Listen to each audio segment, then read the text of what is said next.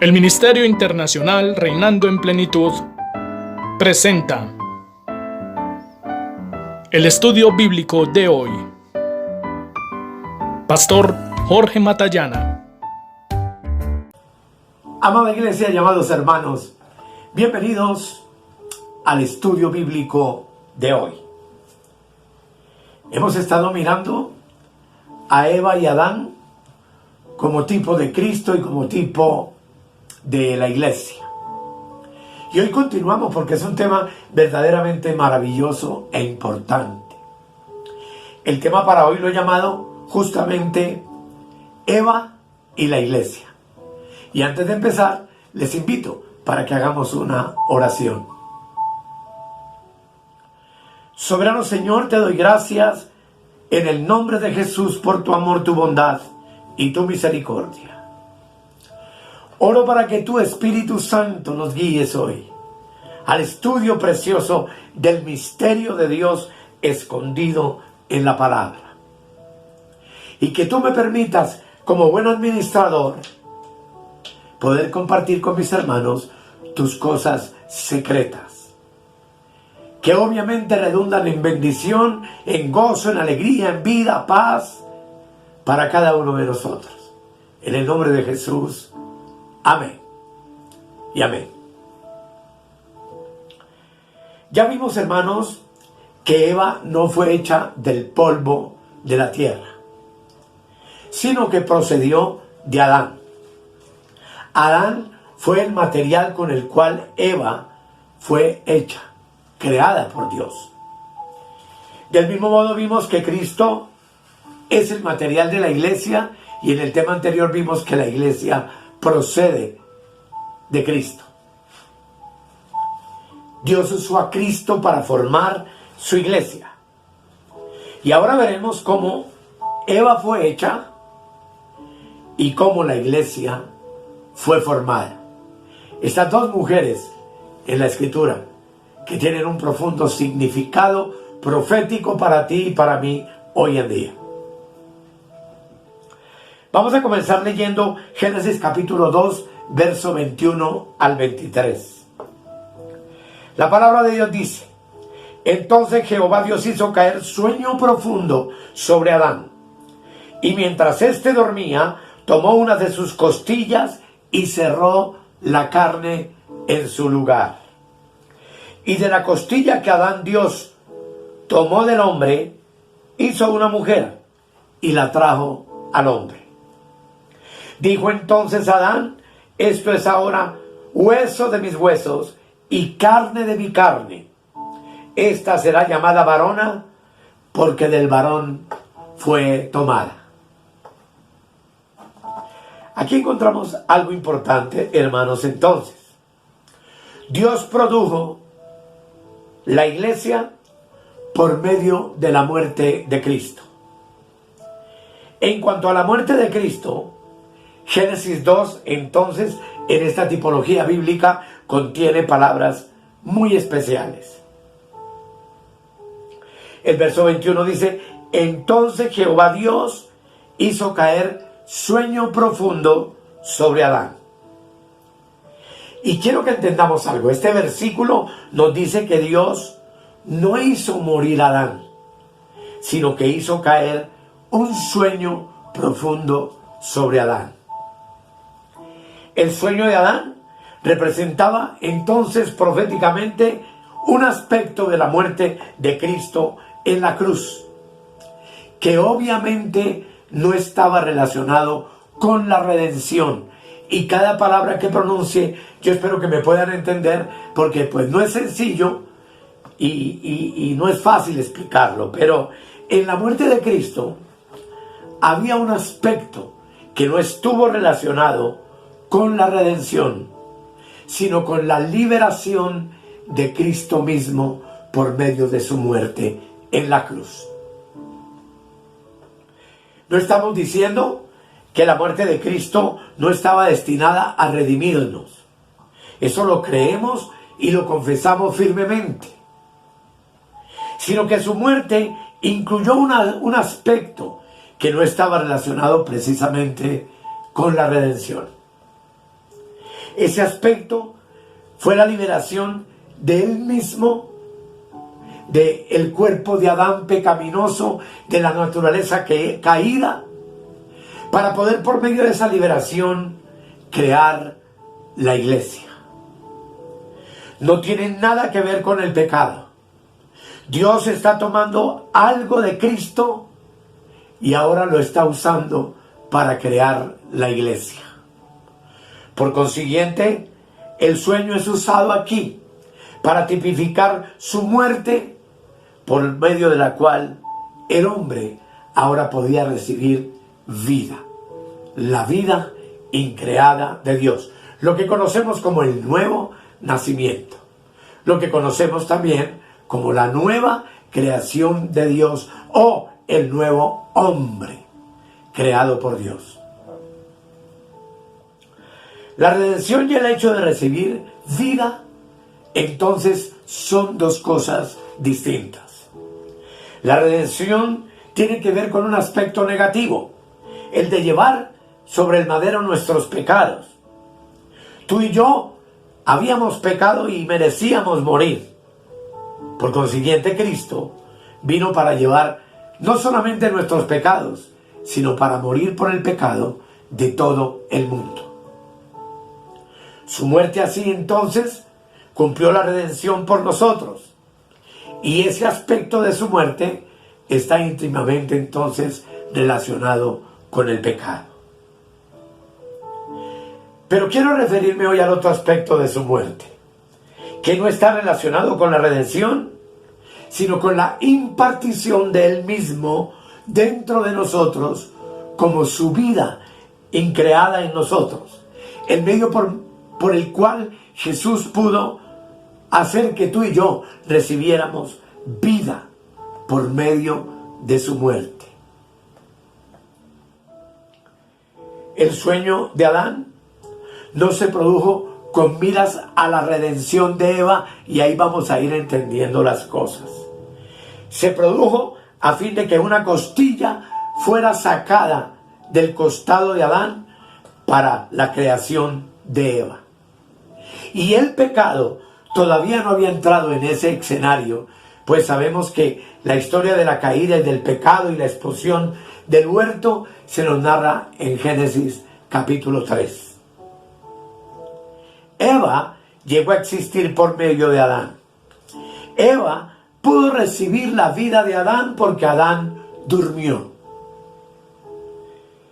Del mismo modo, un aspecto que es el que estamos viendo de la muerte de Cristo tiene que ver entonces con la impartición de vida a la iglesia.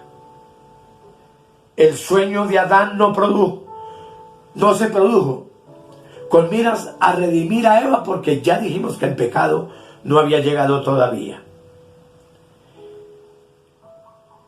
Y es importante, amados, notar que Eva llegó a existir por medio del sueño de Adán, sin pecado.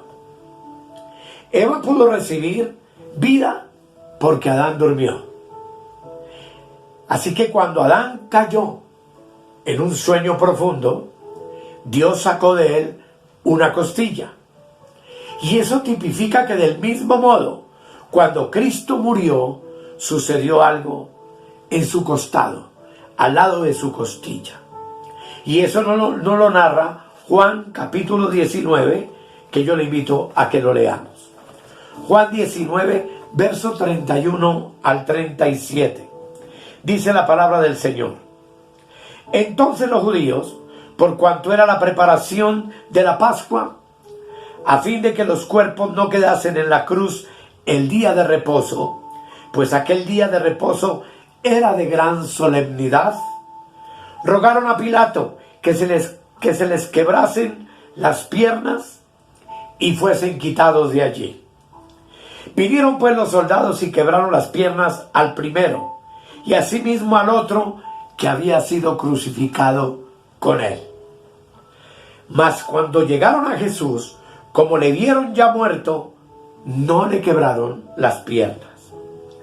Pero uno de los soldados le abrió el costado con una lanza, y al instante salió sangre y agua. y el que lo vio da testimonio, y su testimonio es verdadero, y él sabe que dice verdad para que vosotros también creáis. El problema de la muerte de Cristo ya estaba solucionado. Vimos que según la costumbre judía, todo crucificado debía ser retirado de la cruz antes de la puesta del sol. Si no estaban muertos, los soldados quebraban los huesos para acelerar su muerte. Los dos ladrones crucificados juntamente con Cristo no habían muerto, por lo tanto los soldados quebraron sus piernas. Pero cuando los soldados miraron al Señor Jesús y vieron que ya había muerto, no le quebraron los huesos. Más bien, abrieron su costado con una lanza y dice la Biblia que al instante salió sangre y agua. Esto significa, amados, que cuando su costado fue traspasado, ya la obra de redención estaba hecha, porque el Cordero de Dios ya había muerto. Pero revela además que en la obra de Cristo no solamente estaba implícito el derramamiento de su sangre para redimir al mundo del pecado, sino también el agua que fluyó del costado, lo cual tipificaría la impartición de su vida en cada uno de nosotros. Ya que, como tú y yo sabemos, el agua en la palabra es símbolo de la palabra de Dios. Y la palabra de Dios es la que nos ha dado vida. Y no cualquier clase de vida, sino vida eterna. Este aspecto del agua no tiene relación con el pecado ni con la redención. La sangre acaba con los pecados, mientras que el agua hace que podamos recibir su vida increada, su vida del Dios resucitado. Eso es lo que nos indica, hermanos, su costado herido. Todos debemos distinguir entonces claramente entre estos dos aspectos de la muerte de Cristo. Uno relacionado con la redención y el otro no. El primer aspecto de su muerte solucionó la caída del hombre narrada en Génesis capítulo 3. Y puesto que el hombre cayó, Cristo vino a redimirlo para poderlo devolver al propósito original de Dios que ya hemos estudiado en los temas anteriores al crear al hombre. Pero el otro aspecto de su muerte entonces no tiene nada que ver con el pecado. Sirve enteramente para liberar su vida, la vida de Cristo, y poderla impartir a nosotros. Para que nosotros, que estábamos muertos en delitos y pecados, hoy tengamos vida eterna, hayamos recibido su vida y el Cristo eterno de gloria pueda morar y habitar en cada uno de nosotros, en nuestros espíritus, literalmente. Debido, amados, a que estos dos aspectos son distintos en la muerte de Cristo, la Biblia entonces usa dos sustancias para tipificarlos. Se usa la sangre para la redención y el agua para el aspecto no redentor, sino el aspecto dador de vida eterna a la humanidad, al hombre. Oro para que Dios, amado, nos abra los ojos y nos permita ver la importancia de este asunto maravilloso. Lo repito y no importa repetirlo 1000 veces, la sangre entonces sirve para la redención, el agua para impartirnos su vida.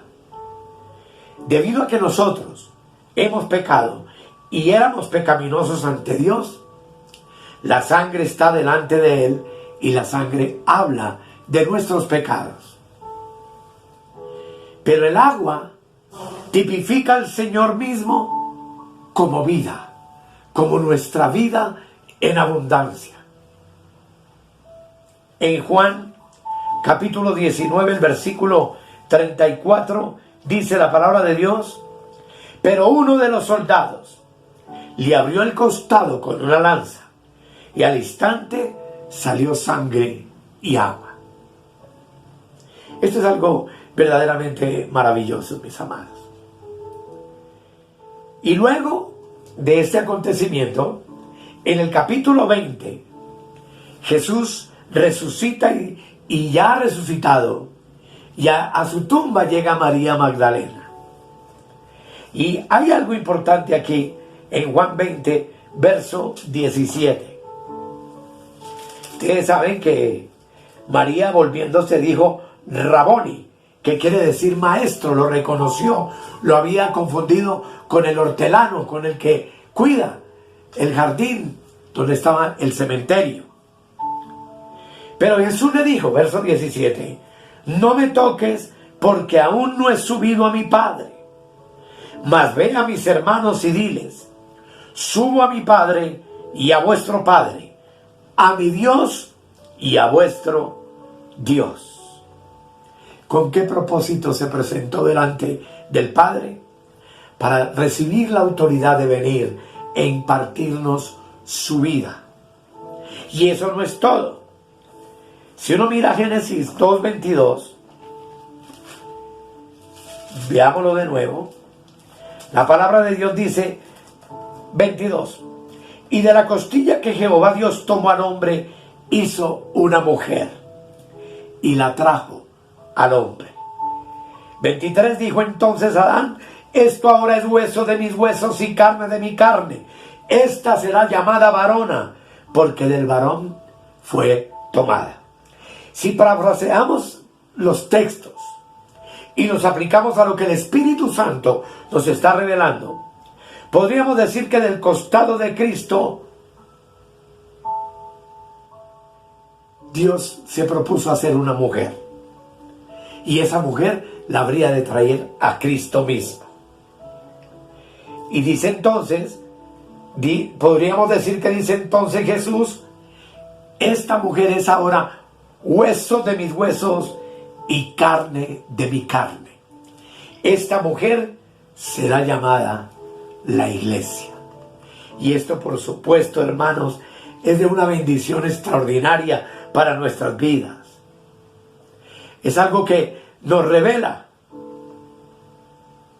que en la Biblia hay algo escrito muy interesante, y espero que me entiendan. Primera de Corintios, capítulo 15, el versículo 50. Primera de Corintios, capítulo 15, versículo 50. Esto hace referencia a lo que somos hoy en este cuerpo, no en la nueva creación espiritual que somos. Pero dice Primera de Corintios 15, 50. Pero os digo, hermanos, está hablando el apóstol Pablo, que la carne, oiga bien, y la sangre no puede heredar el reino de Dios, ni la corrupción hereda la incorrupción. Tú y yo sabemos que este cuerpo es dual, es sangre y es carne. Y que cuando morimos, esta carne se vuelve putrefacta. Por lo tanto, en este cuerpo que tú y yo tenemos hoy, nos es imposible heredar lo que Dios tiene para nosotros. Y aquí hay algo interesante, y es que cuando las escrituras se refieren al hombre no resucitado, habla de eso, carne y sangre. Pero en nuestra resurrección, tú y yo recibiremos un cuerpo de carne y de huesos también. ¿Por qué? Veamos Lucas 24, 39. Ese es un tema muy lindo, yo alguna vez lo enseñé. ¿Cómo será el cuerpo resucitado que tú y yo tendremos? Lucas, pero este no es el tema, quiero que nos quede claro acá Lucas 24, 39, donde la escritura dice, Jesús se presenta a los discípulos en el aposento. Y allí, amados, dice, mirad mis manos y mis pies, que yo mismo soy. Es Cristo. Palpad, se podía tocar, y ved, se podía ver. Porque un espíritu no tiene carne ni huesos, como veis que yo tengo. Pero Cristo, el que se levantó de los muertos, ya había derramado previamente su sangre por el pecado de toda la humanidad. Y en este cuerpo glorificado, eterno, incorruptible y maravilloso, ya no hay sangre. El cuerpo de Cristo es un cuerpo de carne y de huesos solamente, como será nuestro cuerpo cuando seamos arrebatados y traspuestos al tercer cielo, o cuando, si hemos dormido en el polvo de la tierra, seamos despertados para recibir al Señor en el aire. Amados, Dios usó la costilla de Adán para hacer a Eva, pero no usó la sangre de Adán.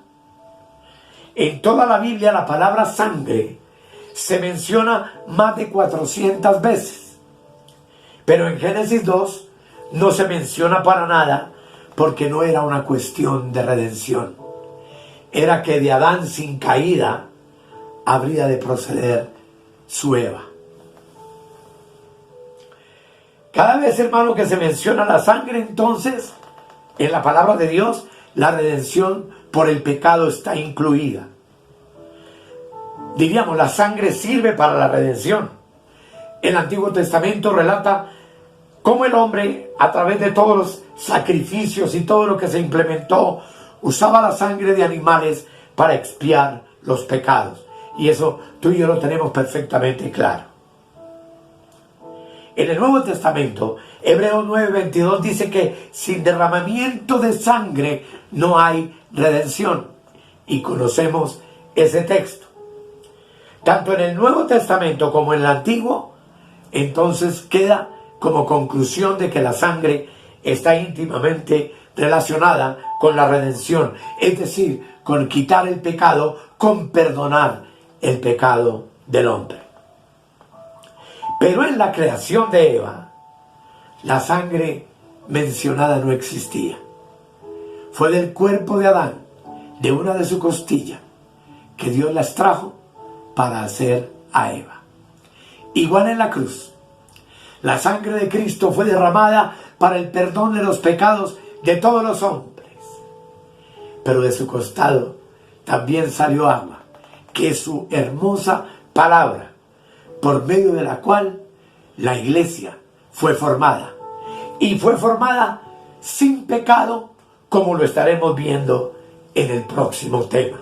Los invito para el próximo tema, que llamaré La iglesia en el plan de Dios sin pecado. Vamos a orar. Amado Dios, muchas gracias por tu palabra. Gracias por este privilegio maravilloso que tú nos concedes de entender dos aspectos de tu muerte en la cruz. Gracias, Señor, por el agua de tu palabra, que es usada como símbolo vez tras vez para limpiarnos, lavarnos, que tú mismo utilizas para presentarnos delante de ti sin mancha y sin arruga, una iglesia santa y gloriosa, como dice Efesios capítulo 5. Señor, muchas gracias por tu palabra. Muchas gracias por tu sangre derramada, que limpió nuestros pecados y nos ha hecho libres del poder del pecado en nuestras vidas. Pero gracias por el agua, que nos permitió nacer de nuevo y ser hoy tu templo, tu casa, tu morada, que nos permitió en el Espíritu ser uno contigo en el Espíritu, como tu Eva, como tu iglesia, de la cual todos los que estamos en este lugar y que hemos nacido de nuevo, procedemos. Gracias, Dios, en el nombre de Jesús. Amén, amén y amén.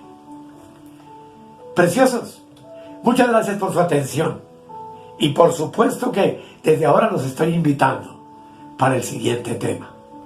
Que el Señor les continúe bendiciendo.